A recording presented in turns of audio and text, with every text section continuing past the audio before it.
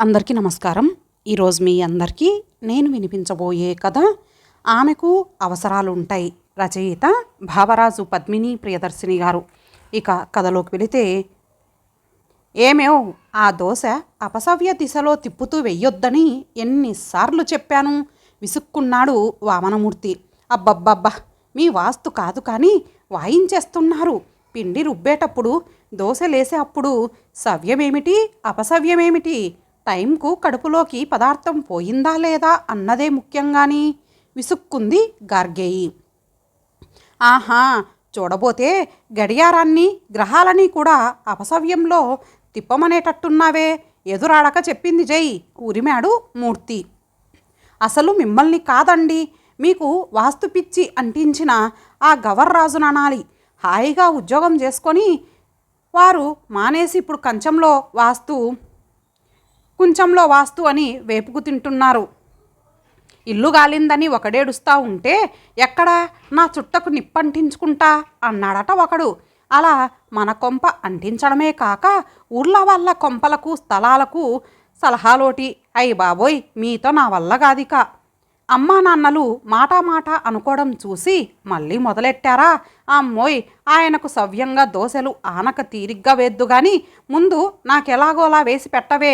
ఆఫీస్కు లేట్ అయితే మా బాసు దిక్కులు పిక్కటిల్లేలా తిట్లు దడతాడు అంటూ టేబుల్ మీద వచ్చి కూర్చున్నాడు రామం.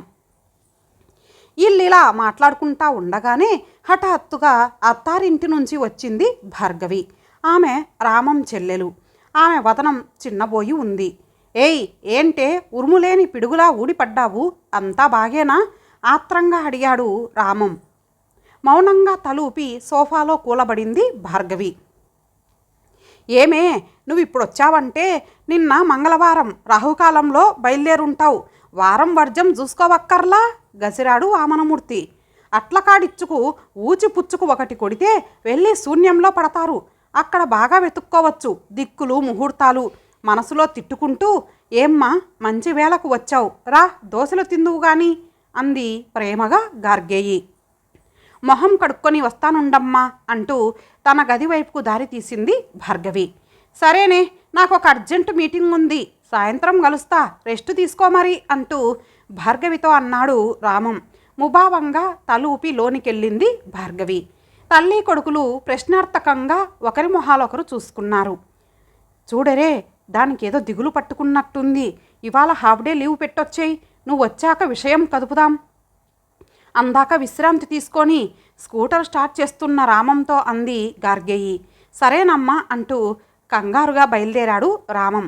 సాయంత్రం పెరట్లోని మామిడి చెట్టు కొమ్మకు వేసిన ఉయ్యాలలో కూర్చొని టీ తాగుతున్న చెల్లిని చూసి, ఎక్కేశావా నీ సింహాసనం? అమ్మా, నాకు నీ చేత్తో కాస్త టీ ఇద్దు అంటూ చెట్టు కింద ఉన్న చెప్టా మీద కూలబడ్డాడు రామం. అన్న మాటలకు చిన్న నవ్వు నవ్వి మళ్ళీ తల ఉంచుకొని టీ తాగసాగింది భార్గవి. ఇప్పుడు చెప్పరా, ఏమైంది? బావ నీతో ప్రేమగా ఉంటున్నాడా? ఏదైనా గొడవైందా? లాలనగా అడిగాడు రామం. ఆ మాటలకు కళ్ళల్లో గిర్రున నీళ్లు తిరగ్గా అన్నను చూసి చప్పున తలదించేసుకుంది భార్గవి. నీ సమస్య ఏదైనా నాతో చెప్పరా? అలా ఏడుస్తుంటే పరిష్కారాలు దొరకవు కదా, మాట్లాడు ఉయ్యాల దగ్గరకెళ్ళి చెల్లితో అన్నాడు రామం. ఇంతలో 2 టీ కప్పులతో వచ్చిన గార్గేయి కొడుకుతో సహా చెప్టా మీద కూచుంది. నెమ్మదిగా తేరుకొని ఇలా చెప్పసాగింది భార్గవి. అమ్మ, అమలాపురం సంబంధమని పద్ధతైన కుటుంబమని మీరు చెప్పగానే విని వాళ్ళ కోరిక ప్రకారం చేస్తున్న టీచర్ ఉద్యోగం కూడా మానేసి ఆయన్ను పెళ్లి చేసుకున్నాను. అన్నీ బాగానే ఉన్నాయి కానీ డబ్బు జాగ్రత్తకి పిసినారితనానికి మధ్య చిన్న గీత గీస్తే మీ అల్లుడు మాధవ పిసినారనే అంటాను నేను. ప్రతిదానికి లెక్కలు, రోజు కుక్కర్లో పెట్టే బియ్యం నుంచి కూరలు పండ్ల దాకా ప్రతీదీ ఇంతలోనే తేవాలనుకుంటారు. పుచ్చో చచ్చో రాత్రి సంత మూసే వేళకెళ్ళి ఆయనే అన్నీ తెచ్చి పడేస్తారు. చాలా విసుగ్గా ఉంది చెబుతూ ఒక్క నిమిషం ఆగింది భార్గవి. దీనిలో బాధపడేదేముందే, ఏదోటి లోటు లేకుండా తెస్తున్నాడుగా తేలిగ్గా అన్నాడు రామం. ఇక్కడే నీలాంటి మగవాళ్ళంతా మమ్మల్ని అర్థం చేసుకోలేక పప్పులో కాలేస్తున్నారు. మీ ఇష్ట ప్రకారం అన్నీ అమరిస్తే చాలని అనుకుంటారు కానీ మాకు ఇష్టాలు అవసరాలు ఉంటాయని గుర్తించరు. ఉదాహరణకు నీకొక సంఘటన చెప్తాను విను. గత 30 ఏళ్లుగా మా మామిడి తోటలో కాపురం ఉంటూ నమ్మకంగా పనిచేసే హనుమంతు కూతురు పెళ్లి కుదిరింది. పెళ్లికి డబ్బు తగ్గిందని ఒక 50,000 చేబదులు అడిగాడు. ఈయన ససేమిరా అన్నారు. నోటు రాసిస్తానని వాడు కాళ్ళా వేళ్ళా పడినా కరగలేదు. ఊర్లో అక్కడా ఇక్కడా ప్రయత్నించినా కుదరక చివరికి పీటల దాకా వచ్చిన పెళ్ళి ఆగిపోయే పరిస్థితి వచ్చింది. అందరూ గుడ్లప్పగించి చూస్తూ ఉంటే ఒక ఆడపిల్ల జీవితం పాడవకూడదని నా చేతికున్న బంగారు గాజులు తీసి ఇచ్చి సర్దుబాటు చేశాను. అవి కూడా మీరు పెట్టినవే. అంతే. 3 రోజులు పెద్ద రాద్ధాంతం చేశారు. నీకేంటి సంబంధం అంటూ అత్తింటి వారంతా కలిసి నానా మాటలు అన్నారు. కొత్త కాపురం కదా, చిన్న విషయాలు పెద్దవి చేయడం ఎందుకని మీ దాకా రానివ్వకుండా సర్దుకున్నాను.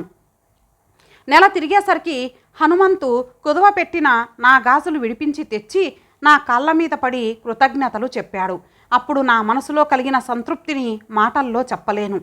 ఇంకోసారి నాతో పాటు చదువుకున్న కావేరి అమలాపురంలో తమ అత్తగారింటికి వస్తే భోజనానికి పిలిచాను. ఆమె వెళ్ళాక ఇంకెప్పుడు నాకు చెప్పకుండా ఎవరిని భోజనానికి పిలవకు. ఇవాళ మనం పిలుస్తాం, రేపు వాళ్ళు పిలుస్తారు. మళ్ళీ వచ్చిన వాళ్ళకి జాకెట్ గుడ్డలు చీరలు అనవసరం, మొహమాటాలు. నాకు ఇలాంటివి నచ్చవు అన్నారు కటువుగా. ఆశ్చర్యంగా ఉంటుందేమో కానీ ఆయనకు పెద్దగా స్నేహితులే ఉండరు. పిలిచి భోజనం పెట్టాల్సి వస్తుందేమోనన్న బెంగేమో. అసలు స్నేహాలే చెయ్యరు. నా స్నేహితులు చుట్టాలని రానివ్వరు.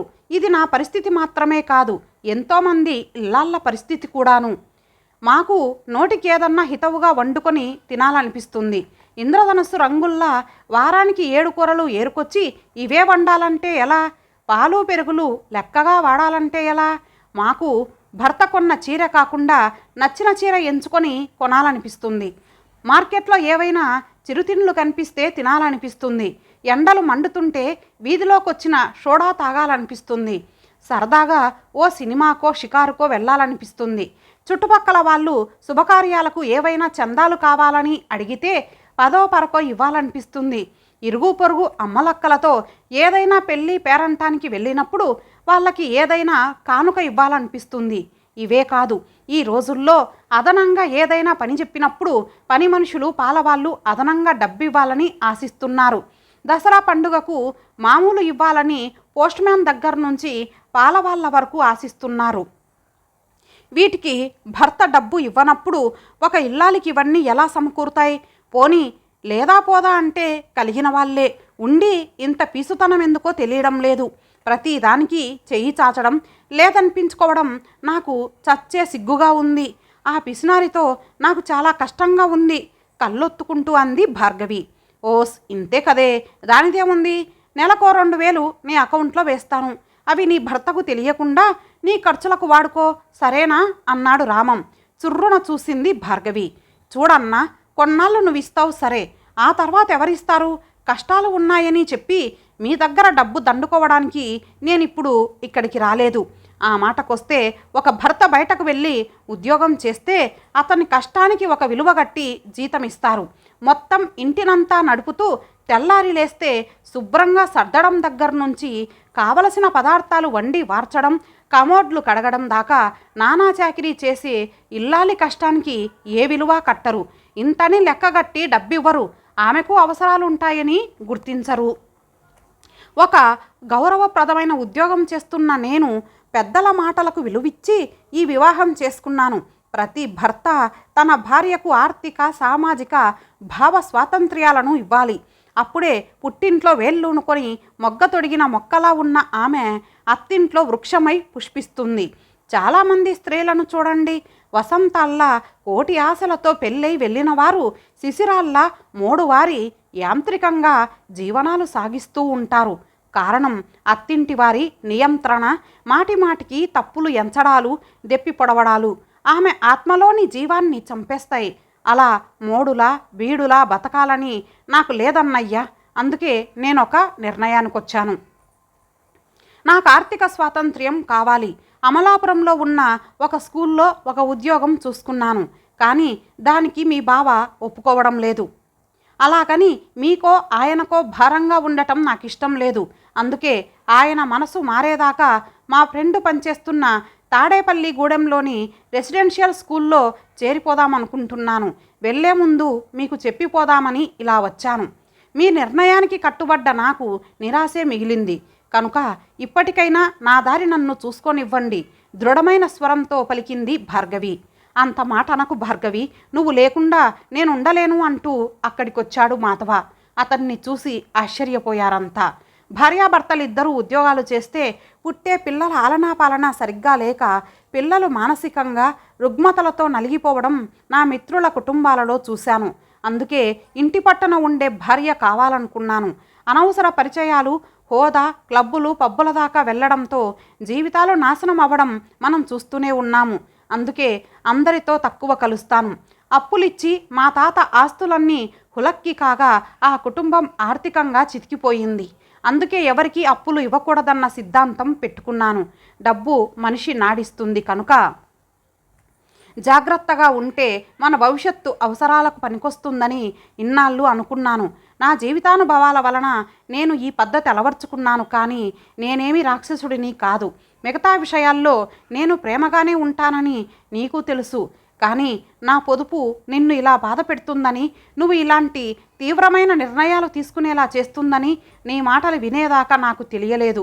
నాకే కాదు, ఆ మాటకొస్తే పాతకాలం పద్ధతిలో తల్లిదండ్రుల నియంత్రణలో పెరిగిన చాలామంది మగవాళ్లకు ఇంత ఆలోచన ఉండదు. భగవంతుని దయ వల్ల ఇప్పటికే నేను తగినంత పొదుపు చేయడంతో మనకు డబ్బుకి ఏమీ లోటు లేదు. ప్రాణంగా ప్రేమించే నిన్ను ఆనందంగా ఉంచడానికి నేను ఏమైనా చేస్తాను. ఇక నుంచి మన మామిడి తోట, కొబ్బరి తోటల లెక్కలు నువ్వే చూసుకో. ఆ డబ్బంతా నీ బ్యాంకు ఖాతాలో జమ అయ్యేలా చేస్తాను. అంతేకాక సెంటర్లో మనకున్న షాపుల అద్దె కూడా నీకే చెల్లించేలా చూస్తాను. నీకు కావలసినట్టు వాడుకో. లెక్కలు నేను అడగను.